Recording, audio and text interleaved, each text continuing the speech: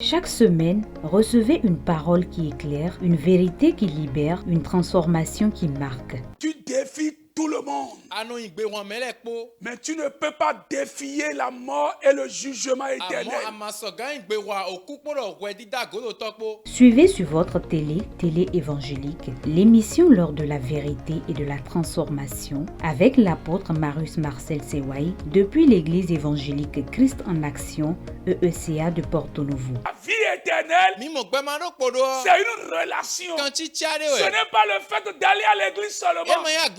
Ce n'est pas le fait d'être chrétien, d'être baptisé, d'être communié, d'être enfant du pasteur, de travailler à l'église. La vie éternelle, Jésus lui-même dit ici que c'est une relation. Rendez-vous chaque mercredi à 21h et dimanche à 16h30. Ne manquez pas votre rendez-vous avec Dieu. Recevez toutes nos salutations. Nous bénissons le Seigneur qui vous garde et qui nous garde. Que le nom du Seigneur ressuscité soit toujours glorifié. Oui. Nous devons être reconnaissants parce que ce n'est pas de mérite quand nous nous retrouvons sur nos pieds chaque jour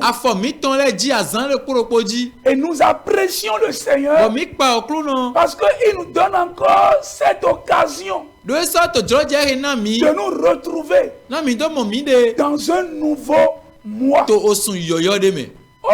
Que toute la gloire revienne à lui. Et nous voudrions t'apprécier d'une manière spéciale parce que tu es fidèle à cette chaîne télé-évangélique. Et par sur quoi tu es toujours régulier devant ton petit écran tous les mercredis. À partir de 21h, pour suivre cette émission chère à toi. L'heure de la vérité et de la transformation. Et depuis un certain temps, nous sommes dans une série de messages dont le thème général est le ministère de la délivrance. Une nécessité biblique pour une vie chrétienne victorieuse. Aujourd'hui, nous allons commencer avec la 5e partie. Le numéro 5. Dieu va agir. Prions. Père, merci pour ta grâce. Merci pour tes faveurs. Merci pour tes serviteurs, tes servants. Merci pour ton église. Partout où ils sont en train de nous écouter. Les frères, les sœurs sont en train de nous écouter. Seigneur, bénis leur écoute. Bénis leur entendement. Bénis leur cœur. Et que chaque personne puisse connaître la victoire en Christ. Au nom de Jésus-Christ. Amen. Le ministère de la délivrance, une nécessité biblique pour une vie chrétienne victorieuse. Je voudrais que nous allions dans le livre des Actes au chapitre 8 à partir du premier verset. Saul avait approuvé le meurtre d'Étienne. Saul, c'est celui-là qui va s'appeler, qu'on va appeler plus tard Paul. Vous voyez, le Dieu du salut, le Dieu de miséricorde, le Dieu de grâce. Le premier verset continue. Il y eut ce jour-là une grande persécution contre l'église de Jérusalem. Et tous Bon, excepté les apôtres, se dispersaient dans les contrées de la Judée et de la Samarie. Verset 2. Des hommes pieux ensevelirent Étienne et le pleuraient à grand bruit. Le pleuraient à grand bruit. Verset 3. Saul, de son côté, ravageait l'église, pénétrant dans les maisons, et il en arrachait hommes et femmes et les faisait jeter en prison. Le verset 4. Ceux qui avaient été dispersés. Donc le verset 3 nous montre la raison pour laquelle les gens étaient dispersés. Ceux qui avaient été dispersés allaient de lieu en lieu, annonçant la bonne nouvelle de la parole. Chers amis, toute église qui ne connaît pas de persécution, toute église qui vit une tranquillité, va se demander si elle vit pour Jésus. Tout chrétien qui vit une vie de paix doit se demander s'il est en conformité avec la parole de Dieu. La Bible dit dans 2 Timothée 3, verset 12, tous ceux qui voudront vivre pieusement en Christ Jésus seront persécutés. Toute personne qui veut vivre la volonté de Christ veut faire ce que Dieu veut sera persécuté. Le monde va le persécuter. Le seul endroit dans le Nouveau Testament où on a vu que l'église était en paix, c'est dans Actes 9, 31. C'est dans Actes 9, 31. L'église était en paix dans toute la Judée, la Galilée et la Samarie, s'édifiant et marchant dans la crainte du Seigneur. Et elle s'accroissait par l'assistance du Saint-Esprit. C'est le seul endroit dans le Nouveau Testament, dans les Actes des Apôtres. Sinon, à part ça, l'histoire de l'Église est remplie de persécutions jusqu'à aujourd'hui. Même ma propre vie. Et je crois que ta propre vie également, c'est la même chose. Oui, parce que tout d'abord, la chair ne va pas accepter de faire la volonté de Dieu. La chair n'acceptera pas de faire la volonté de Dieu.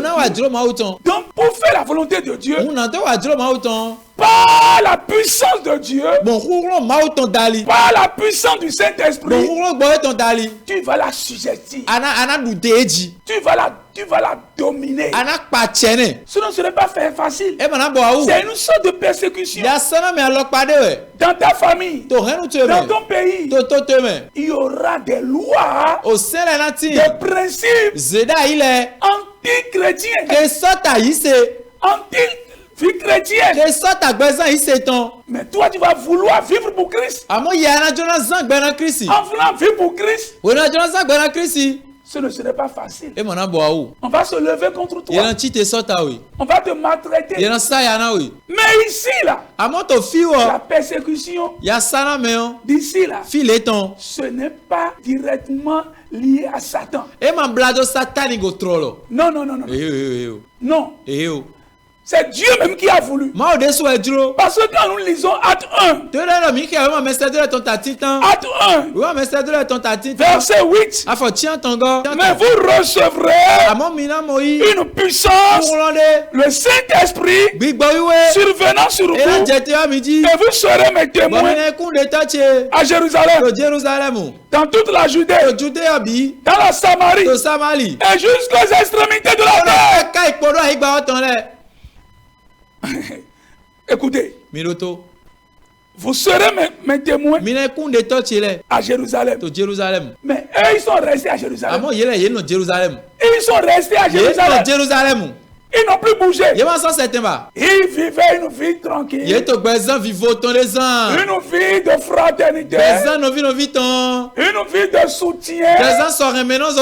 En Acte 2, il y avait la communion fraternelle. Il y a on s'encourageait. On s'encourageait. Il y avait une certaine communion, soutien, encouragement. Et ils étaient contents. Personne ne veut laisser personne. Personne ne veut quitter personne. Quand nous lisons Acte 4, verset 32, la multitude de ceux qui avaient cru n'était qu'un cœur.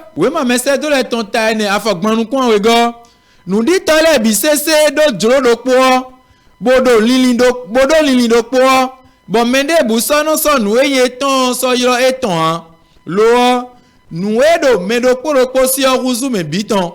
La multitude de ceux qui avaient cru n'était qu'un cœur et qu'une âme. Nul ne disait que ses biens lui appartiennent en propre. Mais tout était commun entre eux. Waouh, quelle vie! Quelle vie! Ils étaient heureux. Ils étaient contents. Ils disaient vraiment, nous allons continuer à rester ici. La tour de Babel. La tour de Babel. Dans Acte 5. Dans Acte 5.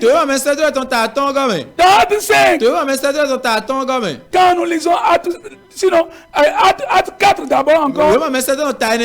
Verset 36.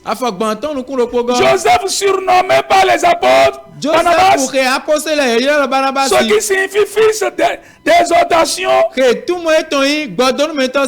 Lévite, originaire de Chypre, vendit un champ qu'il possédait, apporta l'argent et le déposa au pied des apôtres. Waouh! Il y avait une vie de communion. Une vie de communion, d'entraide. Donc il ne voulait pas, personne ne voulait se séparer de l'autre. On voulait rester seulement à Jérusalem. Mais est-ce que c'est ce que la parole de Dieu a dit? Dieu va souffler la persécution. Dieu va souffler la persécution. Il va créer une persécution pour les disperser. Et c'est dans ça là que s'inscrit Acte 8, verset 4. Ceux qui avaient été dispersés allaient de lieu en lieu, annonçant la bonne nouvelle de la parole de Dieu. Dieu les a poussés maintenant.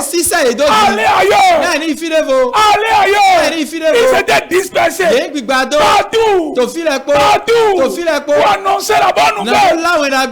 Chers amis, je ne sais pas là où tu te trouves. Je ne sais pas dans quelle zone tu te trouves. Je voudrais te dire que ce n'est pas pour faire les affaires d'abord. Là où tu es présentement, tu es là pour une seule raison d'abord, pour annoncer la bonne nouvelle. Tu es missionnaire d'abord. Tu es ambassadeur d'abord. Là où tu te trouves, te trouves. Tu es ambassadeur là où tu te trouves.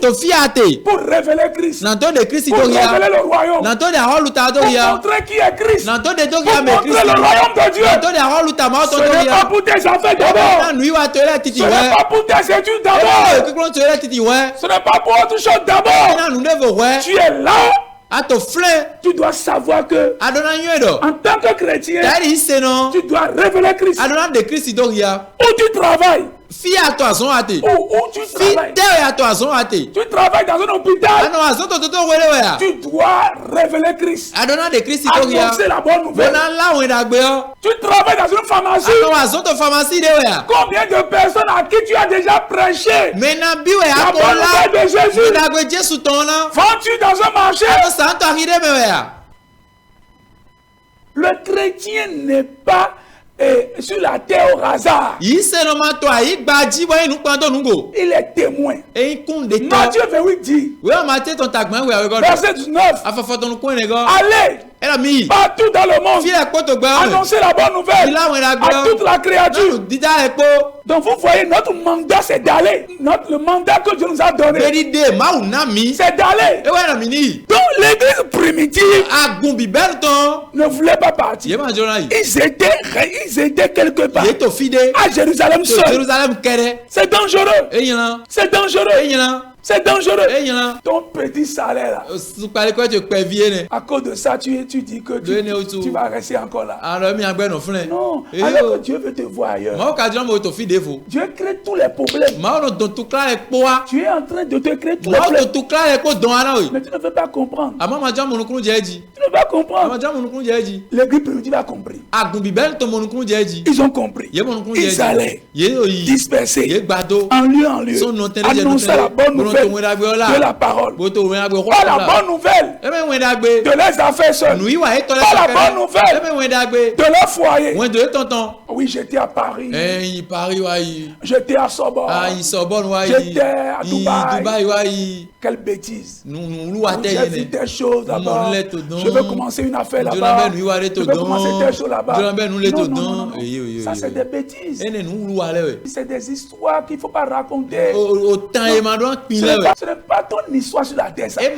Chaque jour là, quand tu vas quelque part là, voilà, Dieu m'a permis de gagner des personnes. Dieu m'a aidé à gagner des personnes. Dieu m'a aidé, j'ai évangélisé. J'étais à Dubaï, j'ai évangélisé des personnes. J'étais en France, j'ai évangélisé. Combien d'âmes tu as gagné? Professeur, année passée là, année scolaire passée, tu as gagné combien d'âmes dans cet établissement? Voilà une nouvelle rentrée veut commencer. Mais tu n'es pas là-bas pour salaire. C'est comme ça que si on ne comprend pas, on a du mal à servir le Seigneur. Oui. On a du mal. Verset 5. Philippe étant descendu dans la ville de Samarie, il prêcha le Christ. Philippe aussi était parmi ceux qui ont quitté là-bas. Il était diacre. En quittant là-bas, l'onction d'évangéliste est descendue. L'onction pour gagner les âmes est descendue. L'onction était déjà là. Mais il ne s'est pas levé. L'onction est sur ta vie. On dit voici les signes qui accompagneront. Quelqu'un qui est debout, on ne peut pas l'accompagner. Tu ne bouges pas. Chrétien bouge. Pasteur bouge. Église bouge. Que votre ministère bouge. Votre mission bouge. Bougez. Vous êtes seulement au Bénin. Seulement au Gabon. Non. Allez ailleurs. Bougez. Allez dans d'autres villes. Allez dans d'autres pays. Allez dans d'autres contrées. Philippe étant descendu dans la ville de Samarie, il prêcha le Christ. Il faut prêcher le Christ. Et dans la Christ. N'allez pas pour prêcher vos affaires. N'allez pas pour prêcher autre chose. N'allez pas pour prêcher femme. Prêchez Christ. Vous voyez, on est en train de voir le ministère de la délivrance. Une nécessité biblique pour une vie chrétienne victorieuse. Christ d'abord. Ce n'est pas la délivrance qu'il faut prêcher. Ce n'est pas la guérison qu'il faut prêcher. Ce n'est pas la prospérité qu'il faut prêcher. Dieu ne nous appelle pas pour prêcher la prospérité. Il ne nous appelle pas pour prêcher la délivrance. Il ne nous appelle pas pour prêcher la guérison. Il ne nous appelle pas pour prêcher le mariage. Il nous appelle pour prêcher Christ. Oui, mon ministère, moi, ma prédication. Dieu ne nous appelle même pas pour prêcher la sanctification. Non, je peux t'étonner. Non. Dieu nous appelle pour prêcher la croix. L'œuvre de Jésus pour les hommes sur la terre.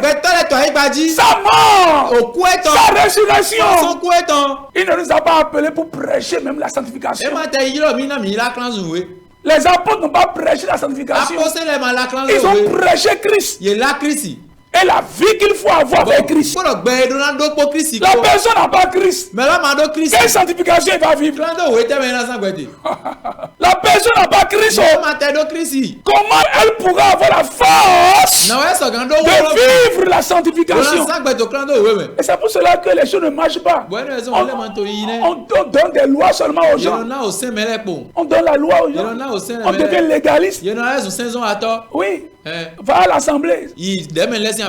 Nous sommes appelés à prêcher Christ. Les apôtres ont prêché Christ. Tu es là, tu dis que non, toi, ton ministère c'est la sanctification. Ton ministère c'est la prospérité. Ton ministère c'est la foi. Tout ça là c'est bien. Mais prêchons Christ d'abord. Combien d'amants à qui tu as prêché Christ? Tu t'appelles évangéliste. Tu t'appelles apôtre. Tu ne prêches pas Christ. Tu ne prêches pas Christ. Notre mandat, c'est de prêcher Christ. C'est de prêcher la croix. Le message de la croix. L'œuvre de la croix pour l'humanité.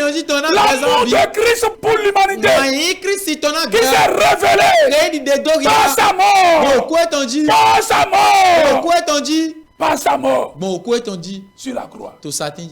Et sa résurrection. Et il revient pour chercher ceux qui l'ont accepté pour vivre éternellement avec nous.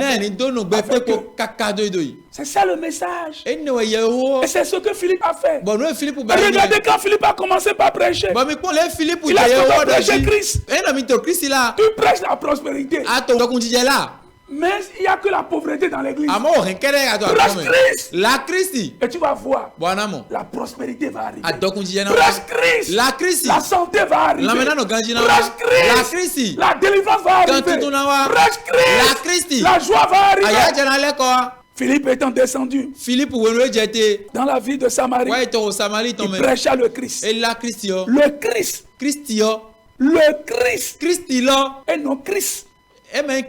Le Christ. C'est très important. Article définit le. C'est le Christ. Il y a plusieurs Christ aujourd'hui. Il y a le Christ de la franc-maçonnerie.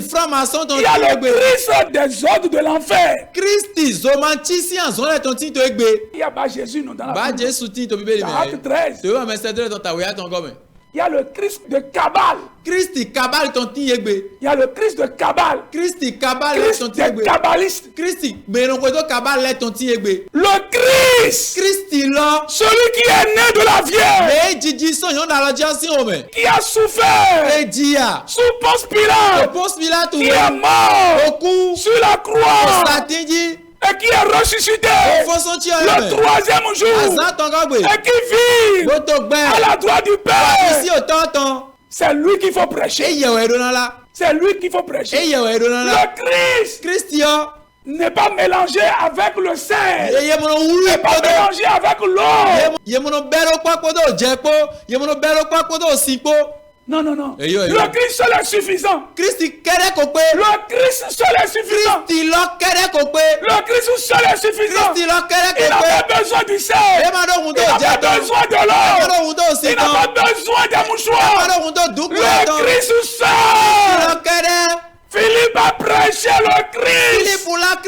Le Christ seul. Philippe a prêché le Christ. Les foules tout entières étaient attentives à ce que disait Philippe. Lorsqu'elle a pris, elle vit les miracles qu'il faisait.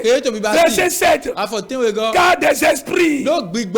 Car des esprits impurs sortis de plusieurs démoniaques en poussant de grands cris, et beaucoup de paralytiques et de boiteux furent guéris. Quand nous prêchons le Christ seul, il y a la délivrance. Quand nous prêchons le Christ seul, il y a la guérison. Quand nous prêchons le Christ seul, il y a le salut véritable. Le salut véritable.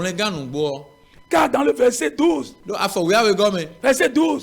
dit, mais quand ils eurent cru à Philippe, qui leur annonçait la bonne nouvelle du royaume de Dieu, et du nom de Jésus-Christ, du nom de Jésus-Christ, le royaume de Dieu est associé avec le nom de Jésus-Christ, un nom du sel, un nom du miel, un nom du mouchoir. Non! L'évangile kabbalistique, l'évangile de loge, l'évangile maçonnique, sortons de ces évangiles. Prêchons le seul évangile, le véritable Jésus-Christ. Prêchons Jésus. Il est capable, il est puissant pour sauver les âmes et leur donner une liberté totale. Verset 8. Et il eut une grande joie dans cette ville. Quand le Christ est prêché, la joie du salut est là. La paix est là. Soyez bénis. Prêchons le Christ. Sortons et annonçons Jésus-Christ, le seul sauveur de l'humanité. Amen. Chaque semaine, recevez une parole qui éclaire, une vérité qui libère, une transformation qui marque. Tu défies tout le monde. Mais tu ne peux pas défier la mort et le jugement éternel. Suivez sur votre télé évangélique, l'émission L'heure de la vérité et de la transformation avec l'apôtre Marius Marcel Sewaï depuis l'église évangélique Christ en Action, EECA de Porto Novo. La vie éternelle, c'est une relation. Ce n'est pas le fait d'aller à l'église seulement. Ce n'est pas le fait d'être chrétien, d'être baptisé, d'être communié, d'être enfant du pasteur, de travailler à l'église. La vie éternelle, Jésus lui-même dit ici que c'est une relation. Rendez-vous chaque mercredi à 21h et dimanche à 16h30. Ne manquez pas votre rendez-vous avec Dieu.